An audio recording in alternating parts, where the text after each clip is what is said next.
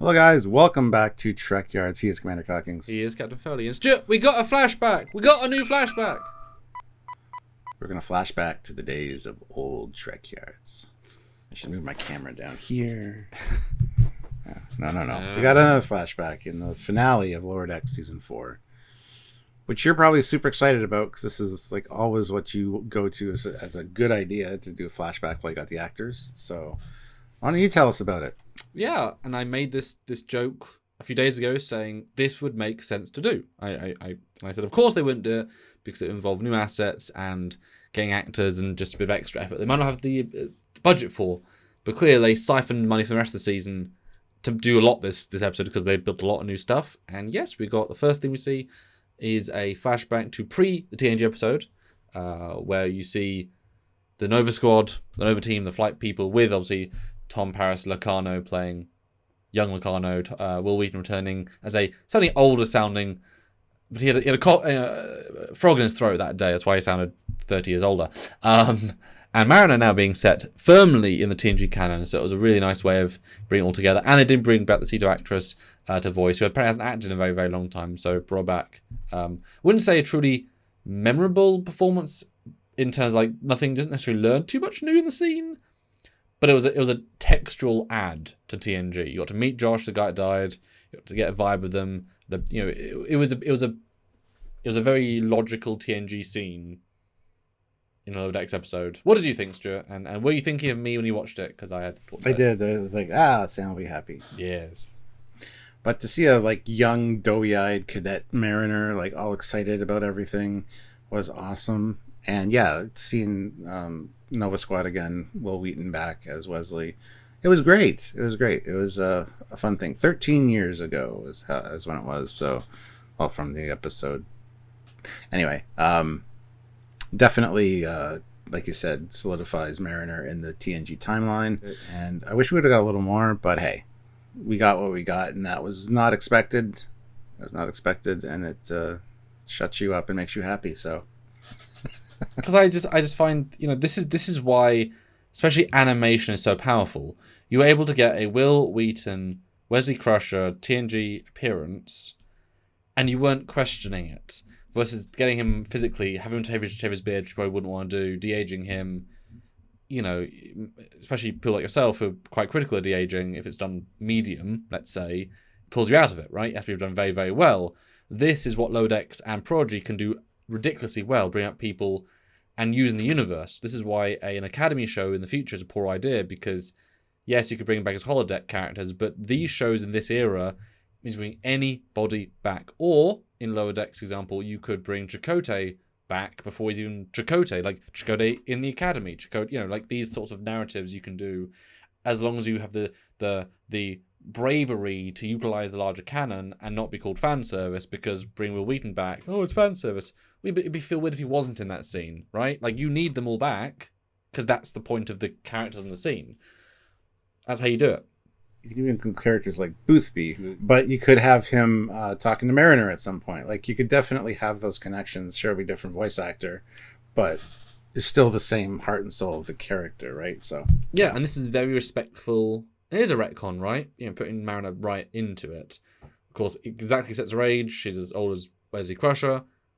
So therefore, when where he is a nemesis, and then where she is a nemesis, conceptually it's like, oh dear, the ranks and such. It shows how far she went back. But let's do some direct comparisons, though, Stuart. We obviously start with the Academy, which I know super well, and I every time I see it, I think I should get that built in 3D for a fan film because it's such a goddamn iconic location. But of course, we know it so well that you judge it for being not looking correct, so it's quite a hard thing to do. But it looks great to me, and here is a direct comparison to what we see in the episode. What do you think? They moved a rock or two. Small little thing. Yeah, I mean, we've been there for half a second, but that's another story. And yeah, this is actually a fantastic comparison shot right here. Like, very well done. It's great. I just love the attention to detail that the Lower Decks team has. Like, they include these things, and they don't have to, but they do because they love Star Trek. Yes. But also, it's one of those things where, of course, you'd recreate it faithfully. Why wouldn't you, right? Like, it's only with Discovery and Picard, you're like, they're actually going to show the correct canon. because they weren't doing that. This show does just show it correctly. There's no question. Of course they do it correctly.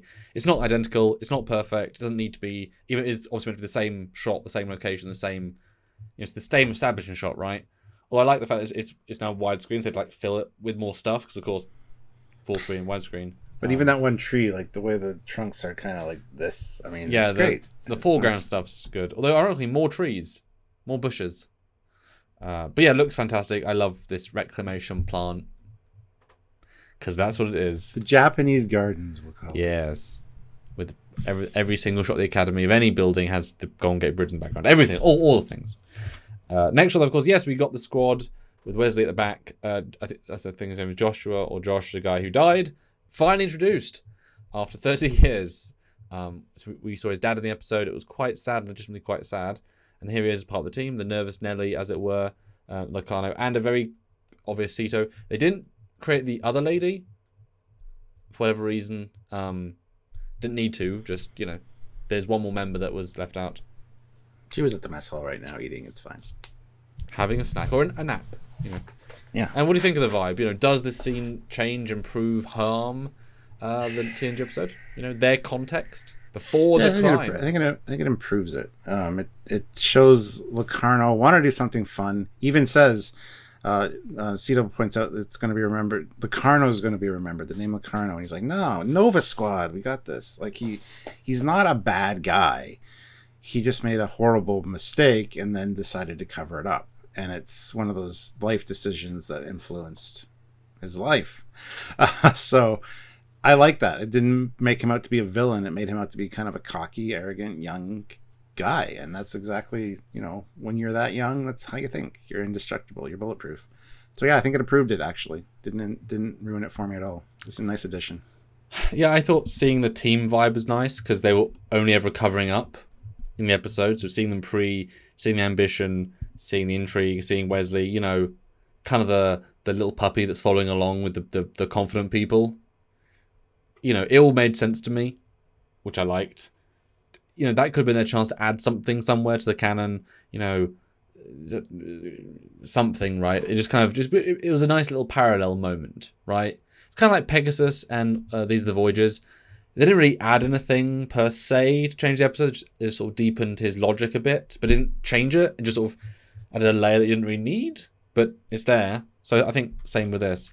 And here's also the same team, but the messy hair kid's dead, and the lady is now the lady. But yeah, the red uniforms are not Void uniforms because of course they're not Void uniforms. They're the cadet uniforms, which were the inspiration for the Void uniforms because they're very sharp. Yeah, very nice to see.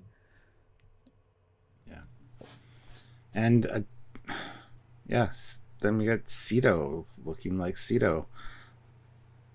I mean, got some weird knots in her hair, but hey. No, that was great to have her back. I wondered if it was the same voice actress. I'm glad it was. That is awesome. So got a call out of the blue saying, you haven't acted in a lot of years. Do you want to play this character that you played twice on TV in the 80s and early 90s? Okay. Well, when you're attached to Star Trek, things like that can happen. So. Yep. I know you're dead and everything, but come back. Come back and play. Although much more blonde than I remember her being, and I was right, she's more of a ginger, it looks like. Because she's real blonde in this. Maybe she dyed her hair after, but... She's totally a blonde. Just the lighting, I think. I know it's dark, it's just... One is very blonde, and... Yeah. That's fine. That's okay. I say maybe she dyed it in between. And then the next shot, of course, is we've got Mariner. Although it's funny how they couldn't make her look really any younger because it's animated. She didn't feel younger, even though that's a problem. That's the question of how old Mariner was in season 1 because cartoon, right? Turns out she was in her early 30s, and here she's in her 18, 19, etc. The only thing is she's smaller, but you don't grow. Yeah, the hair. She could wear this rocket now and be okay, right? I don't know why she's smaller. Because you don't grow at 18, really. Well, what's her name is standing on a bridge. Mariner's not quite on the bridge yet. Well, I think it's symbolic. I think they're framing this to make her feel younger by being small, even though she isn't actually small, but she's younger. Because they couldn't portray her as younger because she's animated, really. Yes. Yeah, I mean, you can't, with the mum, they add wrinkles and they make her hair a bit grey. You can't undo that. And even vocally, she had to make it a little bit higher, but they didn't do too much. And it's fine, right? They kind of put themselves in a hole there. There's not much they could really do. But it's funny how then body language, youthful glee versus just 2 years, potentially more. First year to second, third, fourth year, whatever, for the academy. They're not much older. And yet the body language vibe was so different. Although Wesley must have been at second year because he wasn't at the academy long. I don't know. I know. There's logic there. Yeah, we have to look into that. It's roughly Wesley's age. But it's good to see. And I do feel like potentially this is, this opens a door. Now, again, this is what I always say, and they don't listen to me because, again, fan service you might consider. Is this telling us that Will Wheaton's Wesley is important to Mariner's journey? Because if you flash back to if season 5 is going to be finally learning what and who and what Mariner is, this is your chance to bring Wesley in. Will Wheaton, I'm sure they're friends. I feel like Mike and Will get on quite well. You can easily improve the character in this retconny way. This is a good time for him to do stuff. He was in the academy before he went travelling. After the incident, you can have some stuff. Why wouldn't him and Mariner interact after the incident? Well, there's things you could we do. We still need to find out why Cito said she didn't have any friends. Like, I'm sure Mariner wouldn't have turned on her necessarily because of this. Maybe there was an argument between her and Wesley, and like you could do something there. You don't need to, we don't need to learn this whole friendship thing, but it would explain that one line of dialogue from the episode Lower Decks. Very clear. She got ostracized from everything. Yeah. Not from this scene is the implication. Because also Locarno had to ostracize her as well, even off Starfleet. But like I say, now you've hired these people and you've got them in to record this. You've now opened that door, like letting JG back, right, as different characters. So you could bring back TNG flashbacks at the Academy, which is very interesting by itself, and have Will and Mariner, Cito and Mariner. Is actually a really fertile ground, especially as then she goes to DS9. This might be if that's Mike's final play, is to integrate Mariner, his character, into the best time of Trek. Late TNG stories into the DS9 to Voyager, that really vibrant time in Trek. We were finally getting to that, showing TNG, doing some DS9 stuff, have a Nana Visitor and Michael Dorn. This is maybe an implication of what season 5 will be. Thinking it might be his last. His last chance to be to hire Michael Dorn as Worf, if he's got one more season. It could be interesting. This is his girl. This is his invention. Yeah. Lot to play with her. It's a good flashback. It is a fantastic flashback. A nice addition. Again, layering more on. So when I watch Lower Decks, the episode from TNG now, I'll be like, you knew Mariner in the Academy. That's just cool. It's just cool to add that. So yeah. But we want to hear your thoughts, guys. Comment down below what you thought about this flashback scene. How could it have been better? What can they do in the future? Let us know. Comment. Also, subscribe to the channel. Don't forget to hit that like button and click the notification bell icon so you become part of the notification squad. It's like the Nova Squad, but different. You get notified from YouTube when we do lives and such. Click it. You're right. I know I am. I'm the captain. True. Subscribe to the channel, like I said, is important. It is. But super chatting is also important during any of the lives or super thanksing. If you liked our commentary, our comments, our analysis, our breakdown, or our picture slideshows, then support us via super thanks or monthly via Patreon. It's on Patreon/Trekyards, or join the channel on YouTube. It's Patreon, but on YouTube. Or buy a shirt with a link down below, or just watch every single video on repeat to fall asleep to every single night, and then wake up to it, and at work and in the car. Hear our voices every day, rest of your life. Sounds like fun. All right, so until next time, he's Commander Cockings. He's Captain Foley. See you later. Bye, guys.